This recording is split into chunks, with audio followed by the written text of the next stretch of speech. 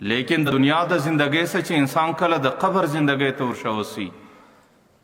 نو هغه بیا ډیره د دنیا په نسبت ډیره اوږده زندګي. دې قبرونو کې د حضرت آدم علیه السلام څخه ونیسي تر اوسه پورې 7000 کاله کېږي خلک د قیامت په انتظار پراته دي. دې کې د حضرت ابراهیم علیه السلام څخه ونیسي تر دې اوس زمانې پورې 4000 کاله کېږي خلک د قیامت په انتظار کې پراته دي. د حضرت عیسی علیه السلام څخه ونیسي تر دې اوسه پورې 2000 کاله کېږي خلک د قیامت په انتظار پراته دي. او د پیغمبر علیه السلام د زندګۍ څخه تر دې اوسه پورې 1400 کاله کېږي.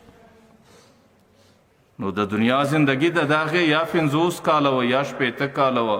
یا 80 کاله وه چې ډېره به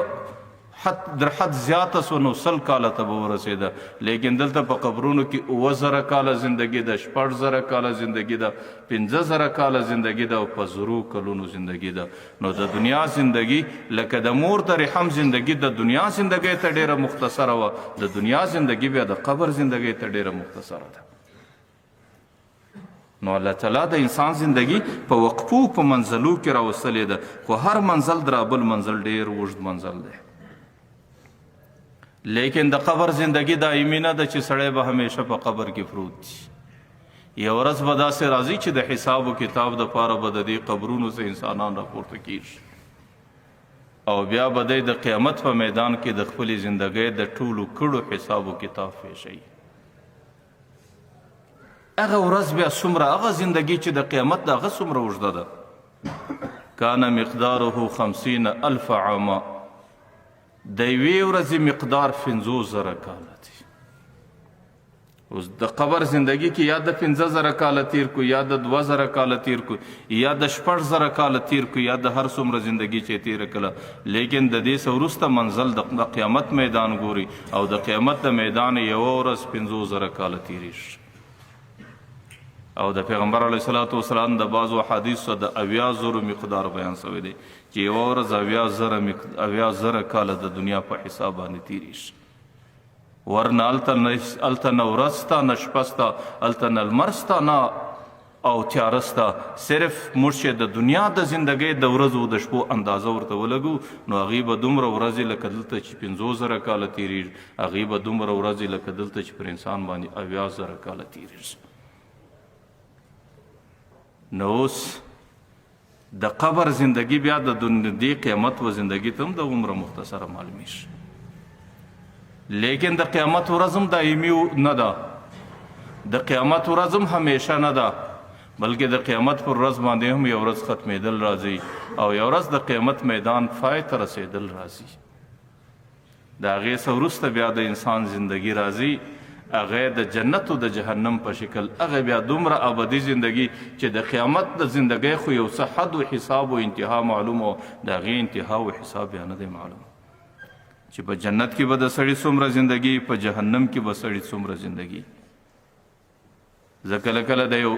دغه په شکل باندې وایم چې مسلمان جهنم له ورسي هم د مسلمان زندگی ډېره اوږده وي. مولانا زکریا رحمت الله علیه لیکلی دی چې یو مسلمان یو لمونځ قضا کې د لمانځه قضا هم برته راوړي نو د یو لمانځه سزا بیا په جهنم کې دی 2,88,00,000 کاله تیروي. نو بیا خو د قیامت میدان چې هغه 50,000 کالو یا 80,000 کالو، لیکن هلته د کافر د زندګۍ خو په جهنم کې څه انتها نسته. لیکن مسلمان چې هم هلته د یو لمانځه حساب وله ورکوي نو پر ده باندې به 2,88,00,000 کاله تیریږي. نو اوس د دې زندګۍ په مقابل کې بیا هغه زندګي ډیره اوږده، هغه زندګي ډیره دایمي، هغه زندګي ډیره ستړې ده. نو د انسان د زندګۍ مختلف منازل دي او انسان د دې مختلفو منازلو مسافر دی او انسان پر دې مختلفو منازلو را روان دی او دا منزلونه ټول طی کوي او دا منزلونه ټول تیروي. آخر خپل وطن اصلي چې جنت و جهنم دی هغې ته ځان رسوي. خو د انسان د ټولو منازلو سره هغه د امتحان منزل او د ټولو منزلو د سهولت او د صعوبت معیار هغې دغه د دنیا د زندګۍ منزل دی. که چیرې دې منزل کې انسان هغې د خپل نفس سره احسان وکړي او خپله زندګي د الله تعالی پر عبادت او د پیغمبر علیه صلات وسلام پر اطاعت تېره کړه بیا خو به روان منازل و انسان ته ډېر اسانه د قیامت میدان به پر کافر باندې د 50,000 کاله په شکل تیریږي لیکن کم مسلمان چې زندگی د الله تعالی په اطاعت کې تیره کړې ده حضرت عایشه مبارکه وایي پر هغې به دا رقم تیریږي لکه پیغمبر علیه السلام چې د سهار 2 رکعاته سنت کول او په ټوله ورځ کې د پیغمبر علیه صلات وسلام د سهار 2 رکعاته سنت سپک لمونځ بیا خو به د قیامت په میدان پر ګناهګاره انسان باندې هغې په داسې ګرمي کې تیریږي چې هغې به در دې غوږو پورې په خولو کې غرق لیکن چې کوم سړي د دنیا زندگی او د دنیا منزل او د دنیا وقفه دا په ښه طریقه باندې سر ته ورسوله حضرت عایشه مبارکه وایي هغې باندې به دومره ګرمي اثر وکړي لکه د ګرمۍ په زمانه کې سړی بیت الخلا ته ورسي صرف دا پزه یې لږ خولنه سي نو پر هغې باندې به د قیامت د ګرمۍ دومره اثر راځي خو د انسان د زندګۍ ټوله معیار د ټولو منازلو د سهولت معیار او په ټولو منازلو کې د مشکلاتو معیار هغې دغه د دنیا مختصره وقفه او مختصره زندگی ده چې کوم چاته الله تعالی دا مختصره وقفه او مختصره زندگی په اسانه باندې په شکل ورکړه او د دې ځایه څخه خپل بار د ځانه سره درون نه کوي نو بیا خو الله تعالی پر روانو منازلو کې اسانی کوي او که د دې ځایه څخه بار دروند روان سو بیا ټوله منازل په مشکلاتو کې دي نو د دنیا زندگی د انسان د پاره د بلا او د امتحان د ازمایش زندگی ده پیغمبر علیه صلات وسلام وایي الدنیا حلو خضر دنیا ډیره خوږه ده او ډیره زرغونه ده چې کم سړی ګټي هغې ته خوږوالی ورمعلومیږي چې کم سړی راجمع کوي هغې ته زرغونوالی او ښایستوالی ورمعلومیږي وان الله مستخلفکم الله تعالی تاسو په دې کې یو څو ورځې د بل پر ځای درولی یاست